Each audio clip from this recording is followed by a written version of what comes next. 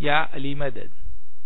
Otherwise, Rai Abu Ali Missionary, wise number 760, recorded by Mehendi Momin at Sugarland, Texas.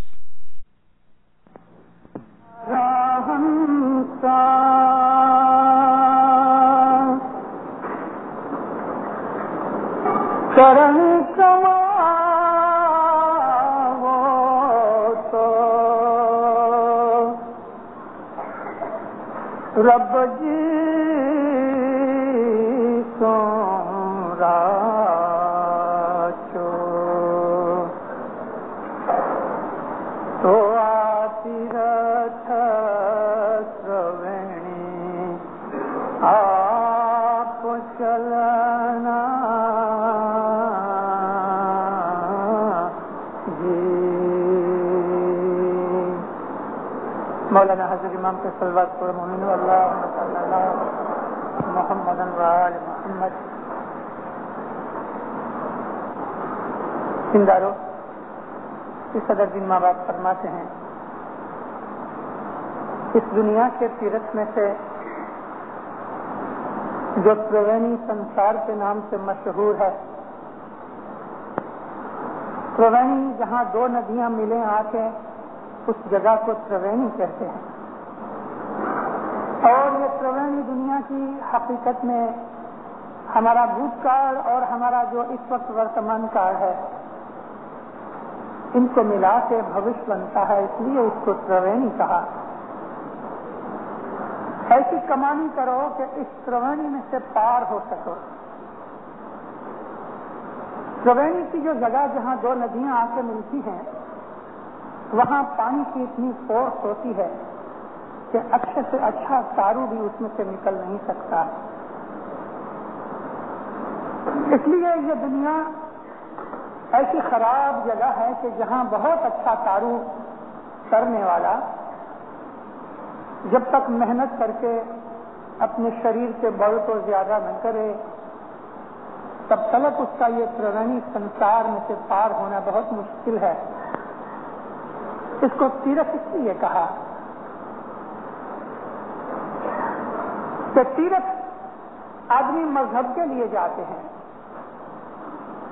دھرم کی درشٹی سے حج کرنے جاتے ہیں، تیرتھ یاترا پہ جاتے ہیں. پلگرم جو ہوتے ہیں وہ پلگرمیج کے لیے اپنے مذہب کی درشٹی سے جاتے ہیں. یہ دنیا بھی ہمارے لیے ایک تیرتھ ہے، اس لیے کہ ہم کو خدا تعالیٰ نے روحانی کمائی کرنے کے لیے یہاں بھیجا ہے. ہم کو ہر مذہب کے حساب سے، ہندو ہوئے یا کوئی اور مذہب والا آدمی ہوئے، آپ ان کی کتابیں اگر پڑھو تو آپ معلوم کر سکو گے کہ اس دنیا کے اندر انسان کو خدا تعالیٰ نے کوئی مقصد دے کے بھیجا ہے، اور وہ مقصد خدا تعالیٰ کی شناخت ہے. اللہ نے فرمایا قرآن پاک میں وما خلقت الجن والانس الا لیعبدون، ہم نے انسانوں اور جنوں کو اس لیے بنایا کہ وہ ہماری عبادت کریں. انسان کی زندگی کا جو مقصد ہے تو خدا تعالیٰ کی عبادت ہے. عبادت کا مطلب تسبیح نکالنا نہیں، عبادت کا مطلب خدا کا حکم ماننا. تسبیح بھی اس کے حکم کے اندر آتی ہے، لیکن 24 گھنٹے اگر کوئی آدمی سادھو بن کے 24 گھنٹے عبادت کرتا رہے یا کوئی ایسا کام کرے کہ وہ دنیا کو چھوڑ دے اور جماعت خانے یا مسجد میں پڑا رہے، وہ چیز بھی ہم کو منع کی گئی. عبادت کا مطلب ہے خدا کا حکم ماننا، اور زمانوں کے حساب سے حکم بدلتا رہا، عبادت کے طریقے بدلتے رہے، جو کہ عبادت کا جو ایم تھا وہ وہی رہا. خدا نے دنیا کے اندر انسان کو انسان بنا کے بھیجا، اور اس کے ساتھ انسان کے طریقے کی جتنی بھی خامیاں اور کمزوریاں ہیں وہ بھی انسان کے ساتھ ہیں. ان کمزوریوں خامیوں کے اندر انسان کا بھلا ہے. اگر ہم ان کمزوریوں خامیوں کو سمجھ کے جس طرح خدا نے بتایا اس طرح سے اگر ہم کریں تو ہماری کمزوریاں خامیاں خدا تعالیٰ کے دربار میں ہمارے لیے رحمت لے کے آتی ہیں. اگر ہم کمزور نہ ہوتے، اگر ہمارے میں خامیاں نہ ہوتی تو خدا تعالیٰ کی بخشش ہمیں نہ ملتی۔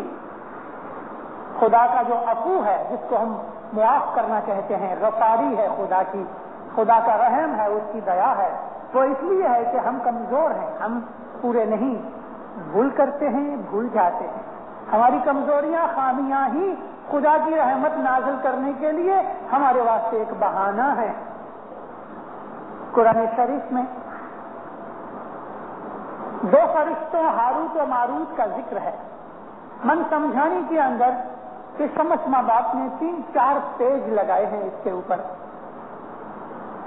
انسان کی خامیاں، کمزوریاں، اگر وہ انسان ان باتوں کو سمجھ کے خدا کی عبادت میں لگائے اور خدا کی عبادت کے اندر سے اسے یہ چیز نصیب ہو کہ وہ اپنی کمزوری کو سمجھ سکے، اپنی خامی کو، اپنی بھول کو، اپنے گناہوں کو جان سکے، تو یہ خدا کی رحمت ہے، بخشش ہے۔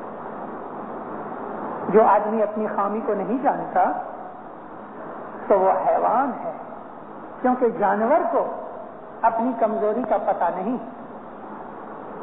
انسان کو پتہ ہے۔ جو آدمی اپنی بھول نہیں جانتا، جو آدمی اپنی ویکنس کو نہیں جانتا، جس آدمی کو یہ پتہ نہیں کہ میں کس قدر خراب ہوں یا کتنا اچھا ہوں، اگر اسے یہ معلوم نہیں تو وہ جانور ہے، وہ انسان کے درجے سے نیچے گر جاتا ہے۔ یہی جو سمجھداری ہے یہ انسان کو خدا نے بخشی ہے، اور یہ سمجھداری فرشتوں کے پاس بھی نہیں، یعنی فرشتوں کو یہ معلوم نہیں کہ انسان میں کیا خامیاں، کمزوریاں ہیں، اور فرشتے تو کمزوری اور خامی سے بالکل پاک ہیں، کیونکہ فرشتے خدا کے نور میں سے بنے ہیں، اور وہ میکینیکل فورس کی طرح جہاں خدا نے ان کو لگا رکھا ہے وہ بالکل ایمانداری سے کام کر رہے ہیں۔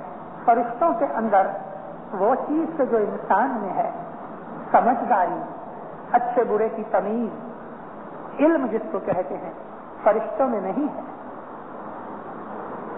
خدا نے جب آدم علیہ السلام کو بنانے کا ارادہ کیا تو اس کے بنانے سے پہلے فرشتوں کو کہا کہ میں ارادہ کرتا ہوں کہ میں دنیا کے اندر اپنا ایک خلیفہ بناؤں۔ خلیفہ کا مطلب وائس رائے، ڈیپوٹی، پرائم منسٹر جیسا۔ فرشتوں نے سجدہ کیا اور عرض کی، یا باری تعالیٰ، کیا ہم تیری عبادت نہیں کرتے؟ کیا ہم نے کبھی تیری نافرمانی کی ہے؟ خدا نے فرمایا نہیں، یہ بات نہیں، تم اس چیز کو نہیں سمجھو گے، میں جو جانتا ہوں تم نہیں جانتے۔ آدم علیہ السلام کو پیدا کیا گیا اور فرشتوں کو یہ یقین دلانے کے لیے کہ آدم کو بنانے کے اندر خدا تعالیٰ کی کوئی حکمت ہے، اس کا کوئی بھید ہے، تو آدم کو فرشتوں کے سامنے کھڑا کیا۔ فرشتوں کو اللہ نے فرمایا بتاؤ، ان چیزوں کے نام بتاؤ، خدا کی سرشٹی میں جو چیزیں ہیں، جو کچھ بھی دکھتا ہے، جو کچھ خدا نے بنایا ہے، اس سرشٹی کی سرجنا کے اندر جو چیزیں ہیں اس کا نام بتاؤ۔ فرشتوں کے پاس تو علم نہیں،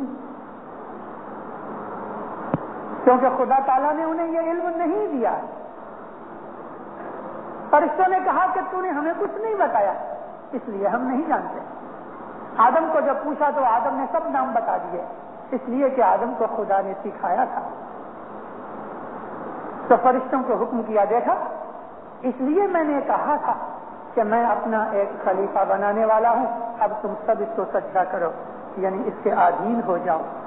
یہ خدا کے نورانی ذات کی طرف اشارہ ہے کہ دنیا کے اندر خدا کا ایک نور، جس کو آج ہم حضر امام کہتے ہیں، وہ ہمیشہ دنیا میں رہے گا۔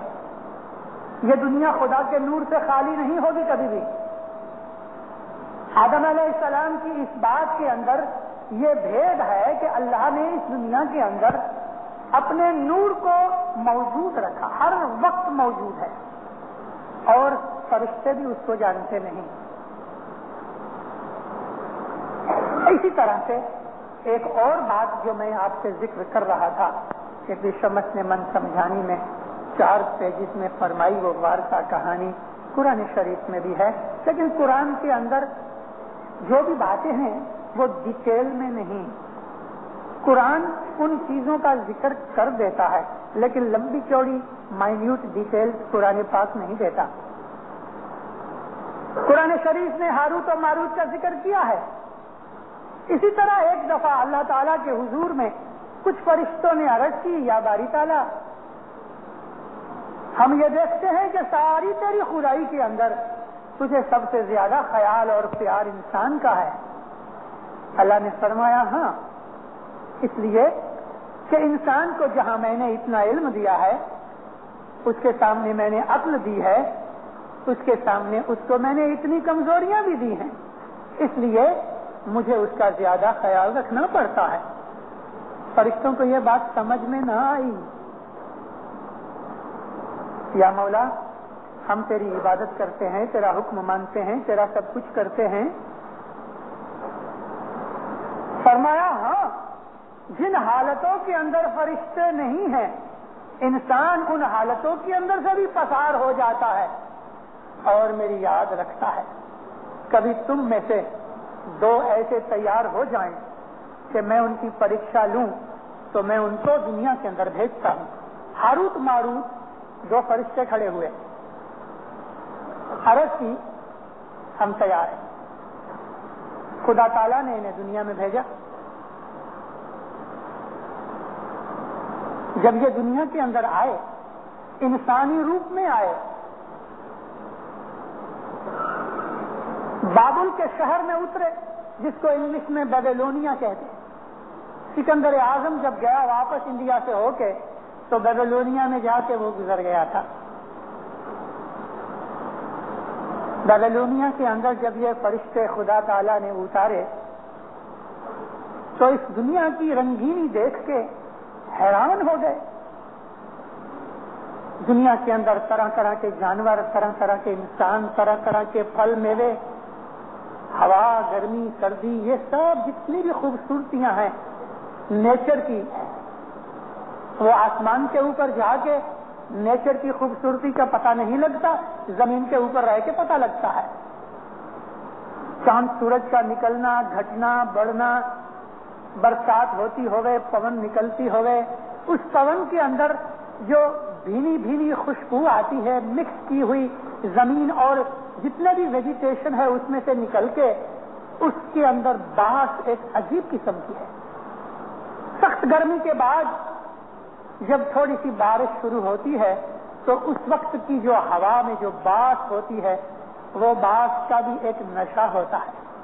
قدرت کی یہ جو رنگینیاں ہیں، خدا تعالیٰ کے یہ جو بنائے ہوئے کرشمے دنیا کے اندر، یہ انسان کو ہی نصیب ہیں اور انسان ہی انہی چیزوں کو، باریکیوں کو عقل سے سمجھتا ہے، کیونکہ خدا تعالیٰ نے انسان کو ایسی عقل اور علم دیا ہے. پھولوں کی خوشبو دیکھو، ایک گلاب کا اچھا خوشبودار پھول سونگھ کے کتنا انسان کو مزہ آتا ہے. کسی گٹر کی باس میں سے نزدیک سے نکلتا ہے تو تیوریاں چڑھ جاتی ہیں اس کی، اچھا نہیں لگتا، ناک پہ رومال رکھ لیتا ہے. انسان کے اندر خدا تعالیٰ نے یہ جو ریفائنمنٹس رکھی ہوئی ہیں، پوئٹری کا ایک کوئی کپلٹ سن کے تو جھوم جاتا ہے، کوئی میوزک کی ایک ٹیون انسان کو سب کچھ بھلا دیتی ہے، ہم غم سب بھول جاتا ہے اور اس میوزک کے اندر مست ہو جاتا ہے. یہ جو ریفائنمنٹس ہیں انسان کی نیچر کے اندر، آپ کو ساری خدائی کی خدائی میں کہیں نہیں ملیں گی. فرشتوں میں بھی یہ چیزیں نہیں ہیں. ایک اچھے انسان کو، خوبصورت انسان کو دیکھ کے، عورت یا مرد ہو، اچھا سڈول سلینڈریکل باڈی ہو، جوان عمر ہو، آنکھوں میں روشنی ہو، دل و دماغ ٹھیک ہو، اچھی طرح کپڑے پہنے ہوں، تو یہ انسان کی جو اس کے بدن کی خوبصورتی اور بیوٹی ہے، یہ بھی خدا تعالیٰ کی ایک اعلیٰ کاریگری ہے. اور بیوٹی میں سے مزہ اٹھانا، یہ بھی ایک انسان کی خدا تعالیٰ نے پائی ہوئی، انسان کو بخشی ہوئی ایک عقل کی، ریفائنمنٹ کی، یا جس کو ہم کہتے ہیں کلچرل ہائٹ، اس کی ایک بخشش ہے. یہ چیزیں معمولی نہیں. تو یہ دو فرشتے جب دنیا میں آئے اور دنیا میں انہوں نے یہ چیزیں دیکھی، حیران ہو گئے. دونوں ہاتھ میں ہاتھ ڈال کے گاؤں کے اندر سے گھوم رہے تھے. دکانیں مال سے بھری ہوئی ہیں، لوگ آ رہے ہیں جا رہے ہیں، بچے کلیلیں کر رہے ہیں، مستیاں کر رہے ہیں. بچوں کی معصومیت، ان کے چہرے کے اوپر بھولا پن، ان کی مستیوں اور شرارتوں کے اندر جو ان کو ایک روحانیت ملی، فرشتے دیکھ کے حیران ہو گئے. آپ کو معلوم ہے کہ جو چھوٹے بچے ہیں، خصوصاً وہ چھوٹے بچے کہ جن کی عمر ابھی 5 برس تک نہیں پہنچی، ان کی جو مستیاں اور شرارتیں ہیں، ان کے اندر بھی ایک نورانی چیز ہے، مگر سب کو نظر نہیں آتی. ان کا بھول پن، ان کی شوخیاں، ان کی شرارتیں، ان کا طوفان، ان کی مستیاں، یہ معصومیت سے بھری ہوئی ہیں. والا ایک عقل والا ریفائنڈ مائنڈ والا آدمی جو آرٹ جانتا ہے، سمجھتا ہے، اس کی نظر میں ان بچوں کے اندر بھی خدا نظر آتا ہے. بچوں کی ان مستیوں میں خدا تعالیٰ نظر آتا ہے، کیونکہ ان کو یہ مستیاں، یہ شوخیاں ان کے اس بچپن کی باتیں ہیں. انسان کے بچے تو خیر ہیں ہی خوبصورت، لیکن آپ جانوروں کے بچوں کی طرف کبھی آپ خیال کرو تو دنیا کے اندر ہم کو ان جانوروں کے بچوں کی شرارتیں دیکھ کے بھی بڑا مزہ آتا ہے. مرغی کے چھوٹے چھوٹے بچوں کے اندر کسی بدھو ہوئے گا جو اس کو رس نہیں، لیکن علم والے، عقل والے، پولیٹیکل مائنڈ والے، میوزیکل مائنڈ والے، مائنڈ کے ریفائنمنٹس والے جو آرٹسٹ ہیں، ان کی نظر کے اندر مرغی کے وہ چھوٹے بچوں کے اندر بھی مزہ ہے. ان کے اندر بھی خدا تعالیٰ کی کاریگری اور خدا تعالیٰ کی نیچرل شاہکار نظر آتے ہیں. اس میں سے یہ چیزیں روحانی ہیں، یہ روحانی چیزیں ہیں جو انسان کو ملی ہوئی ہیں، اور سب انسانوں کو ان چیزوں میں مزہ نہیں آتا. بھینس کے سامنے آپ بین بجاؤ تو تھوڑا بھینس کو کچھ مزہ آ جائے گا. یعنی ایسے لوگ بھی ہیں کہ جن کو میوزک کے ساتھ نفرت ہے، کوئی مزہ نہیں. ایسے لوگ بھی ہیں جن کو خوشبو کے ساتھ کوئی مزہ نہیں. ایسے لوگ بھی ہیں کہ جو پوئٹری سے کچھ بھی نہیں سمجھتے. ایسے لوگ بھی ہیں کہ جو کسی پھول کو دیکھ کے اس کی خوبصورتی کو ڈیفائن نہیں کر سکتے. انسانوں کے اندر وہ لوگ بھی ہیں،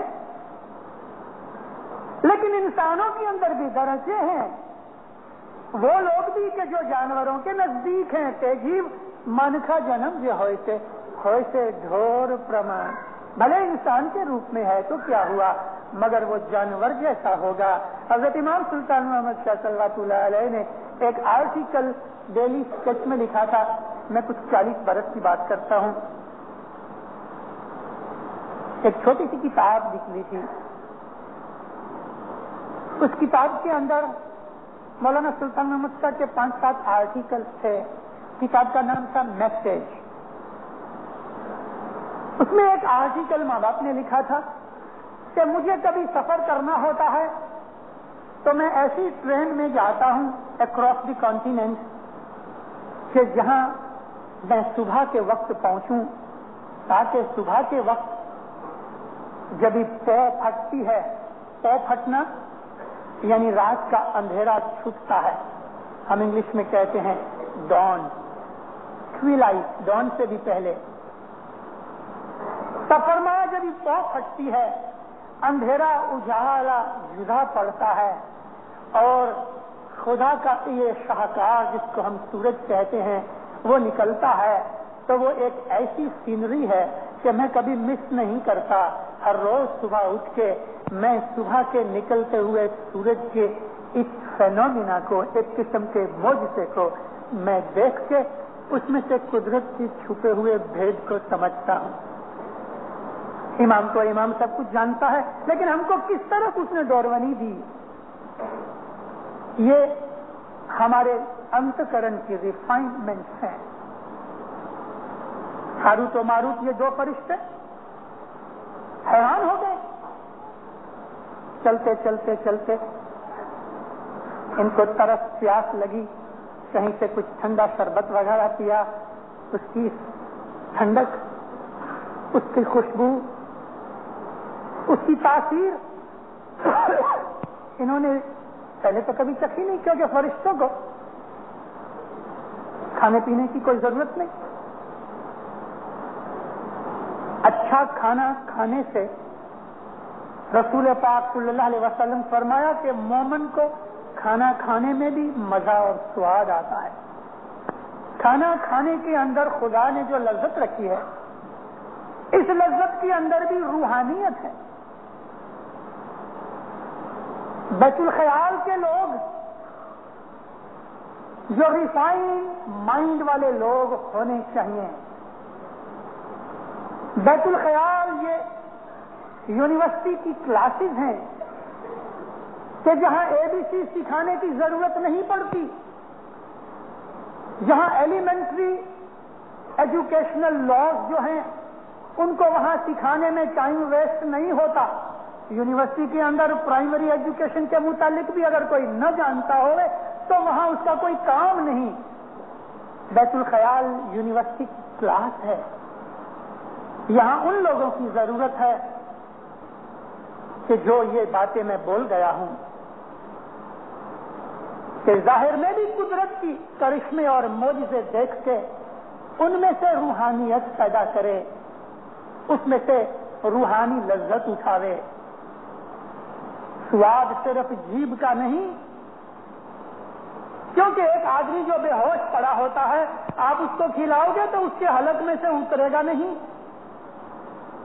حلق اس کا بند ہو جاتا ہے. حلق تبھی کھلتا ہے کہ جب انسان کانشس میں ہوتا ہے. اس لیے اس کو سواد تبھی آئے گا کہ جب وہ کانشس میں ہوتا ہے. اور یہ انسان کی خصلت ہے کہ اس کو سواد آتا ہے. یہ ایک مغز کی چیز ہے، اور جو چیز ہمارے مغز کے اوپر اثر کرتی ہے وہ چیز ہمارے آتما کے اوپر اثر کرتی ہے. کھانا کھا کے انسان کو جو سواد اور مزہ آتا ہے، ایک روحانی آدمی اس میں روحانیت ڈھونڈتا ہے. آہا یا مولا، تو نے دنیا میں کیسی نعمتیں بنائی ہیں، تیرا شکرانہ ادا کرتا ہوں. یا علی، ایسا اچھا کھانا تو نے مجھ کو دیا اور تندرستی دی کہ میں اس کھانے کا سواد اور اس کے پدارت کا فائدہ اٹھا سکوں. اس میں بھی اس کو روحانیت نظر آتی ہے. تو یہ ہاروت و ماروت شربت پی کے ایسے خوش ہوئے کہ ان کو یہ سواد اور لذت کا پتہ نہیں تھا. تھوڑا آگے گئے، ایک ناچنے والی رستے کے کوئی ایک چوگان کے اندر، یعنی 4 رستے چوک میں ملتے ہیں، کھلی جگہ تھی. ایک ناچنے والی ناچ رہی تھی. ارد گرد ہزاروں لوگ کھڑے تھے. میوزک کی ڈھولک کی آواز آ رہی تھی، اس کے پاؤں کے گھنگریوں کی تھاپ کی آواز آ رہی تھی. ہزاروں لوگ اکٹھے تھے. ہاروت و ماروت کو خیال آیا یہاں کیا ہے. آگے آئے، گھس گئے اندر گھس کے اس نٹی کے سامنے کھڑے ہو گئے. ایک خوبصورت جسم انہوں نے کبھی نہیں دیکھا تھا. اس کے پاؤں کی چھاپ، اس کے ہاتھوں کی تال، اس کے بدن کی موومنٹ، اس کے ساتھ میوزک، لوگوں کی واہ واہ، لوگوں کی مستیاں.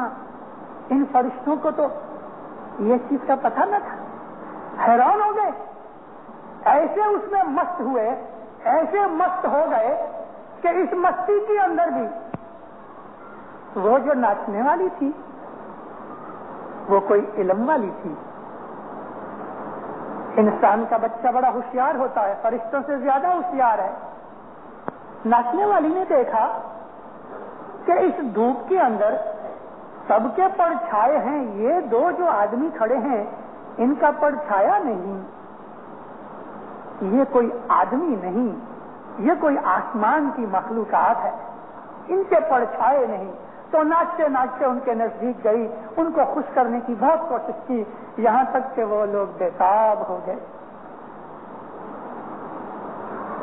تھک گئی تھی. کھڑے ہو کے ان دونوں کو سلام کیا. ان دونوں نے اس کا ہاتھ پکڑ لیا. ایک نے یہ ہاتھ پکڑا، دوسرے نے یہ ہاتھ پکڑا. کہا تم ہمارے ساتھ چلو اور ہم کو اپنا یہ ناچ دکھاؤ. فرشتوں کے اندر کوئی بھی وکار یا شہوت یا سیکس تو نہیں تھا، مگر ان کو یہ جو ناچ تھا، جو میوزک تھا، وہ جو تھرل تھا، وہ ان کو روحانی اثر کرتا تھا۔ اس نے کہا ایک شرط ہے۔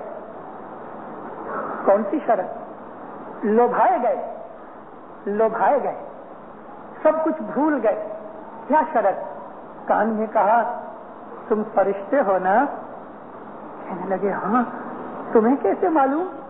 میں جانتی ہوں تم فرشتے ہو، یہ میں جانتی ہوں، لیکن میں کسی کو کہتی نہیں۔ میرے کو تم اسم اعظم بول دو تو میں تمہارے ساتھ چلوں گی۔ یہ تو لوبھائے گئے تھے۔ ہر فرشتے کے پاس اسم اعظم ہے، اور اسم اعظم وہ چیز ہے کہ جس سے فرشتے آسمان پر زمین کے درمیان آسمان پر آتے جاتے اور اڑتے اور اپنا کام کرتے ہیں، وہ اسم اعظم کی طاقت ہے۔ وہی اسم اعظم جو فرشتوں کو الگ الگ اسم اعظم ملتا ہے، اسی طرح سے اسم اعظم ہم کو ملا ہے۔ میں آتا ہوں اس کی طرف کہ اسم اعظم کی طرف میں جو آپ کو لا رہا ہوں، ٹھہرو۔ فرشتوں نے ایک دوسرے کا منہ دیکھا، ایک نے کہا ہاں نہیں تو وہ ہمارے ساتھ نہیں آئے گی۔ تو ان دونوں نے اپنا اپنا اسم اعظم بتایا، دونوں کا اسم اعظم ایک ہی تھا۔ جیسے ہی اسم اعظم سنا، اس نے دونوں کے ہاتھ چھڑا لیے، آنکھیں بند کر کے جو اسم اعظم کو یاد کیا تو بدن کے ساتھ آسمان سے چلے گئے اور غائب ہو۔ فرشتوں کو فوراً پتہ لگ گیا کہ ان کا وزن بڑھ گیا، بدن بھاری ہو گیا۔ اب اسم اعظم کو یاد کرتے ہیں تو ہوتا نہیں، جیسا کسی آدمی کی زبان بند ہو جائے اور بولنے کی کوشش کرے مگر زبان نہیں چلتی، بالکل یہی حال ان کا بن گیا۔ اس وقت ان کو اپنی غلطی کا پتہ لگا، گھٹنے ٹیک کے سجدہ کیا۔ اللہ نے فرمایا کیوں بچوں، تمہاری چالاکی کہاں گئی؟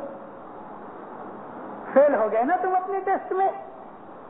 چلو تم کو قیامت تک اونھے منہ لٹکایا جائے گا۔ چاہے بابل میں، یہی بیبلونیا کے باہر ایک کنواں تھا جس کو چاہ کہتے ہیں کنویں کو۔ بابل کے اس کنویں کے اندر اونھے منہ یعنی پاؤں اوپر سر نیچے یہ دو فرشتے آج تک لٹک رہے ہیں۔ اللہ تعالیٰ نے قرآن شریف میں اس کا ذکر کیا ہے، اور میں نے آپ کو عرض کی کہ شمس ماں باپ نے من سمجھانی میں یہ سارا ذکر کیا ہے۔ میں نے ذرا نمک مرچ لگا کے آپ کے سامنے پیش کیا تاکہ آپ کو وارتا سننے میں مزہ آئے، لیکن یہ ساری وارتا شمس ماں باپ کی ہے۔ میں کہہ یہ رہا تھا کہ انسان خدا کی مخلوقات میں سے سب سے اونچا ہے، کیونکہ انسان کو خدا نے اپنا نور بخشا ہے۔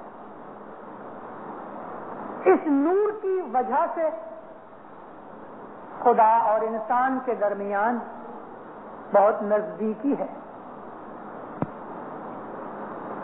پھر اس کے ساتھ خدا تعالیٰ نے انسان کو عقل اور علم دیا ہے جو فرشتوں کے پاس بھی نہیں ہے۔ فرشتوں کے پاس علم اور عقل نہیں، مگر فرشتے نورانی مخلوقات ضرور ہیں۔ خدا نے انسان کو یہ جو مکسچر بنایا، مٹی بھی ڈالی اس میں، آگ بھی ڈالی، پانی بھی ڈالا، ہوا بھی ڈالی، اور پھر اپنی طرف سے اس کے اندر اس نے جیو ڈالا۔ یہ جیو کی اصل نور ہے۔ تو انسان دیکھو گرم بھی ہو جاتا ہے، ٹھنڈا بھی ہو جاتا ہے۔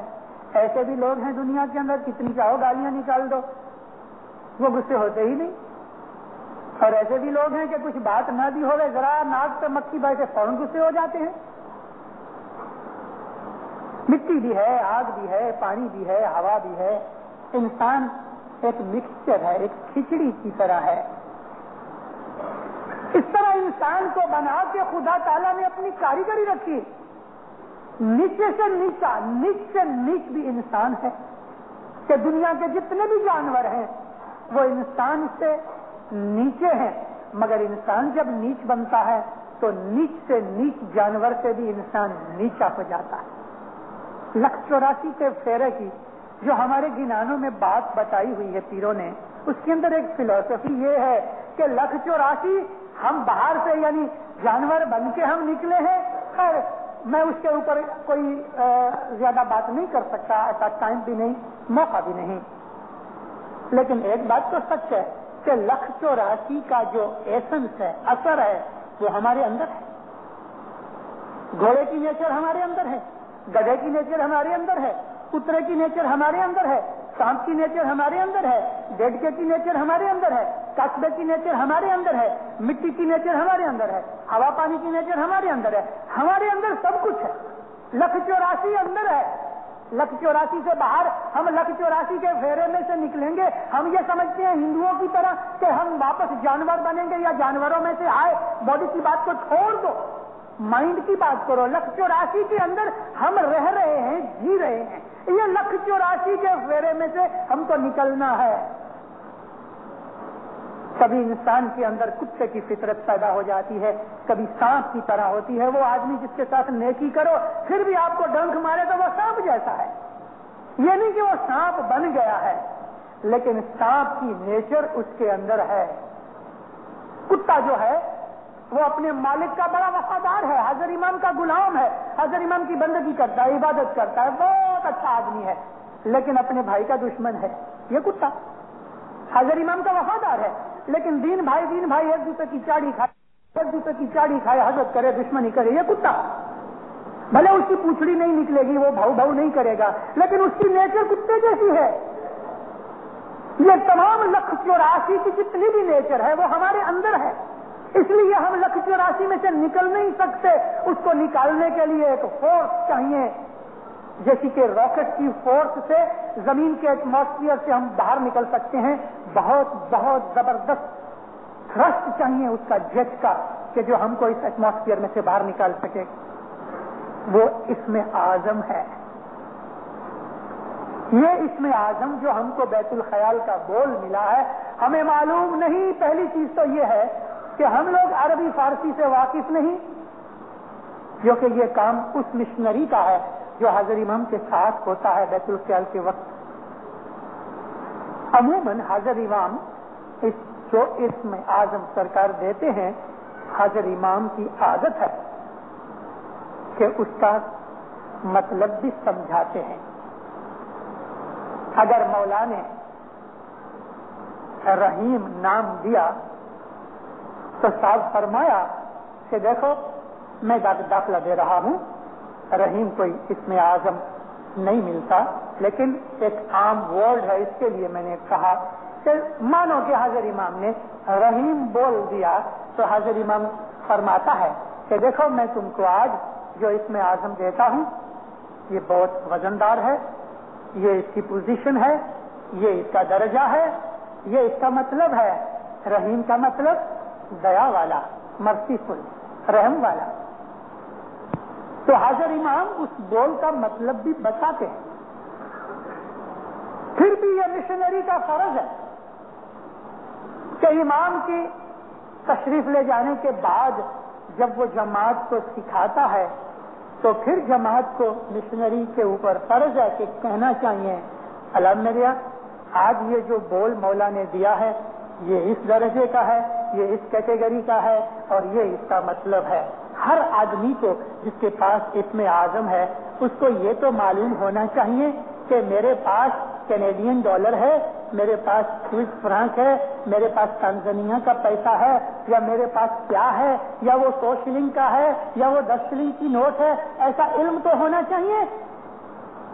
آپ کے دل کے اندر، آپ کے گھٹ کے اندر آپ کا جو اسم اعظم ہے، اگر آپ کو اس کا نام کا پتہ نہیں تو آپ کس کو پکارو گے؟ آپ کو معلوم نہیں کہ وہ کون ہے، آپ کو معلوم نہیں کہ اس کا آپ کی آتما کے ساتھ سبند کیا ہے، آپ کو معلوم نہیں اس کی کیٹیگری کیا ہے، آپ کو معلوم نہیں اس کی قیمت کیا ہے، اس کا درجہ کیا ہے. آپ تو اندھیرے کے اندر گھوم رہے ہو، یا علی یا علی یا علی یا علی. بس عبادت کہاں سے ہوئی؟ یوں تو حاضر امام کا کوئی بھی نام لو آپ کو ثواب تو ضرور ملے گا. آنکھ بند کر کے نام لو، دل سے نام لو، زبان سے نام لو، مولا کا کوئی بھی نام لو، کوئی بھی نام، کسی بھی طریقے سے اس کو یاد کرو، آپ کو ضرور ثواب ملے گا. لیکن جو بیت الخیال کی عبادت ہے، جو بیت الخیال کی جو چیز ہے، اس سے تو آپ ناواقف ہو.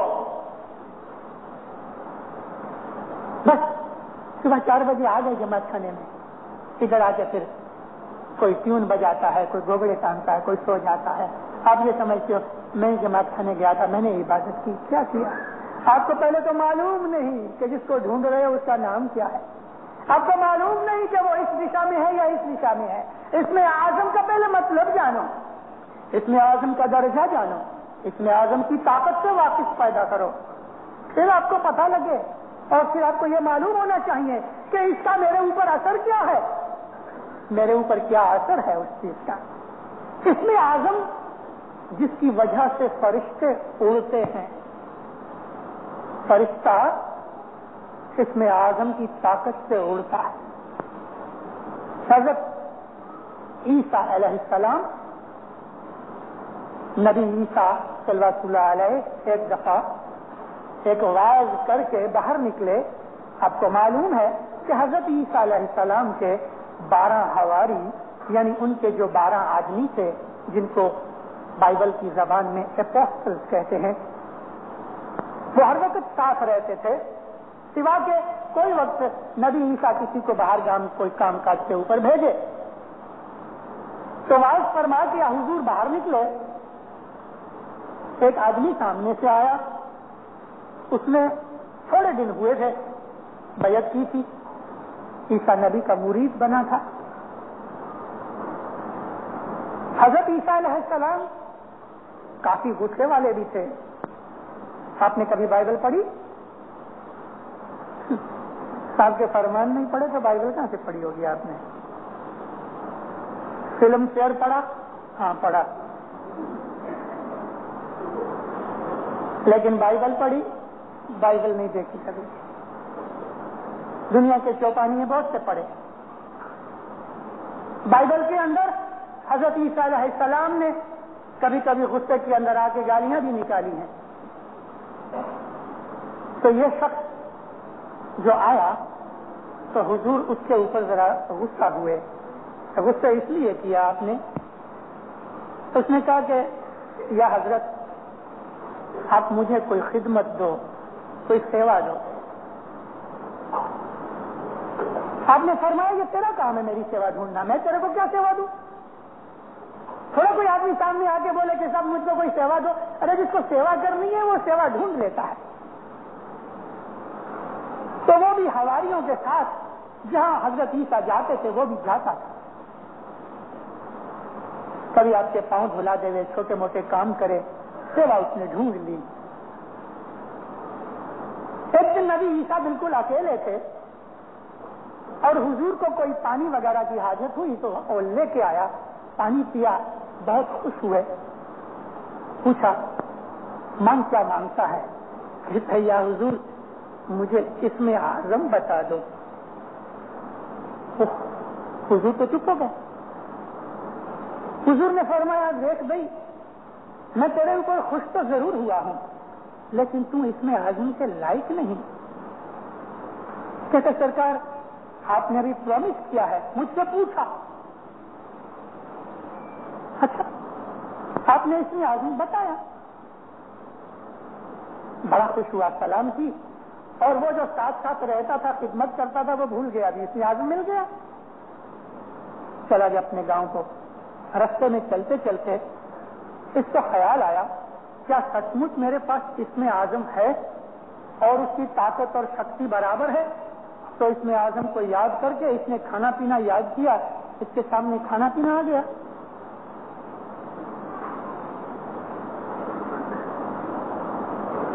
بہت خوش ہوا. ایک رن میں سے نکلا، گرمی بے حساب تھی، ترس بھی بہت لگی، پون کو جی ہوا کہ کوئی ٹھنڈی پون آوے.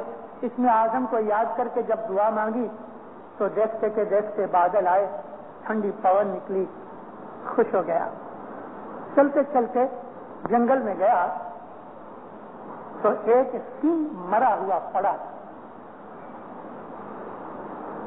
اس کو خیال آیا کہ عیسیٰ نبی مردے کو زندہ کرتے ہیں, تو میں دیکھوں یہ اس میں اعظم عیسیٰ نبی نے جو دیا ہے کیا بالکل سچا ہے. اس نے سینگ کے اوپر دم پڑ کے جو پھونک ماری تو سینگ جیتا ہو گیا اور اس کو کھا گیا. عیسیٰ علیہ السلام کو جب پتا لگا دنیا بھانے تو آپ نے اپنے حواریوں سے ذکر کیا, تمہیں معلوم ہے وہ آدمی اس کو سینگ کھا گیا, کیونکہ میں نے اس کو کہا تھا کہ تم اس میں اعظم کے لائق نہیں, لیکن میری زبان سے نکل گیا, مانگ کیا مانگتا ہے. یہی حال سلیمان فارسی کے پاس ساتھ ہوا تھا, لیکن سلیمان فارسی کے لیے جب رسول خدا غمگین ہو گئے اس نے یہی بات مانگی تھی کہ میرے کو وہ بھید بتاؤ کہ جو معراج کے اوپر ملا تھا. پھر مولا علی نے کہا یا نبی اس کو بتا دو, اہل بیت میں ہے. تب وہ چیز مل گئی. ہم کو یہ جو اسم اعظم ملا ہے, میں نے عرض کی آپ جماعت کو کہ چھوٹے چھوٹے بچے سب میری آوازیں سنتے ہیں, لیکن میں نے کیا کہا ان بچوں کو اس کے ساتھ کوئی نسبت نہیں. ایک عام پبلک مجلس ہے, بیت الخیال کی مجلس ہے, سچ ہے, لیکن جو میں نے باتیں کہیں آج, جو میں نے آواز کہی, یہ آواز ان بچوں کے کام کی نہیں. یہ آواز بڑی عمر کے بہت سے لوگوں کے بھی کام کی نہیں, کیونکہ یہ گمبھیر چیز ہے. بیت الخیال کی چیز کوئی آسان نہیں. یہ جو تروینی ہے جس کے اندر بھوتکال اور پریزنٹ دونوں آ کے ملتے اور ہمارا بھوش بنتا ہے, یہ جگہ بہت مشکل ہے. اس میں سے پسار ہونا بڑا مشکل ہے. بڑا اچھا سوئمر ہوئے تو ہی نکل سکے. صرف تروینی آپ چلنا بہت مشکل ہے, بہت مشکل ہے. پھر سارے گنان کے اندر میرا ارادہ تھا کہ سارا گنان میں آج آپ کو بتاؤں گا, لیکن ایک ہی پارٹ میں پورا نہ کر سکا, اور ابھی تک ایک پارٹ کی معنی پوری نہ ہوئی. کرنی کماو تو رب جی سو راچو. راچو, راچو یعنی رچنا, رچنا یعنی مکس ہونا, کسی چیز کی رچنا کرنا, اس کو کریٹ کرنا, اور رچیا پچیا رہنا, اس میں مکس ہو جانا. خدا تعالیٰ کے ساتھ تمہاری اتنی مکسچر ہو جائے کہ تم خدا میں مل جاؤ, خدا تمہارے اندر مل جائے. جی ہم تم پریت بندانیاں, میں اس کے ہاتھ پاؤں بن جاتا ہوں, خدا اس کے ہاتھ پاؤں بن جاتا ہے. خدا اس کی آنکھوں سے دیکھتا ہے, اس کی جیبھ سے بولتا ہے. یہ وہی چیز ہے, خدا کے ساتھ ایک ہو جانے کی بات ہے. یہ یونٹی ہے. یہی چیز ہم کو بیت الخیال کی عبادت میں ملتی ہے. 4 بجے یہ ایک کلاس جو ہماری نکلتی ہے, اس کے اندر دنیا کی سب چیزوں کو بھول کے ایک ہو جاؤ خدا کے ساتھ. بہت مشکل ہے. تو اس میں سے جو تمہیں بھوش ملے گا, اس میں سے جو تمہاری کمانی ہوگی, پھر نے اس کے لیے بچنے کے راستے بتائے ہیں کہ وہ کمانی ہماری برباد نہ ہو جائے. عقل کی بندوق سے سرتی کی اس میں گولی ڈال کے, دارو ڈال کے, اور جنان کی گولی بھر کے پھر اپنے دشمن کو مارو. دشمن کون؟ ہمارے خیال, ہمارا من خود ہمارا دشمن ہے. موہ مایا ممتا میں ہم پھنسے ہوئے ہیں. بیوی بچے, کھانا پینا, بھاگ دوڑ, بزنس, روزگار, پیسہ, موٹر, بنگلہ, یہ سب ہمارے دشمن ہیں جو ہمیں حضرت امام کے نورانی سوروپ کی طرف جانے سے روکتے ہیں. عبادت کرنے بیٹھتے ہیں, بچہ یاد آ جاتا ہے. عبادت کرنے بیٹھتے ہیں, کوئی بزنس یاد آ جاتا ہے. عبادت کرنے بیٹھتے ہیں, کوئی دوست یاد آ جاتا ہے. یہ سب دشمن ہے. ہم کو خدا تعالیٰ کے ساتھ سرتی لگانے نہیں دیتے. ان کو عقل کی بندوق سے, کیونکہ عقل والا آدمی جتنی سرتی لگا سکتا ہے آسانی کے ساتھ بدھو آدمی نہیں لگا سکتا. عقل کی تو اسماعیلی مذہب میں بڑی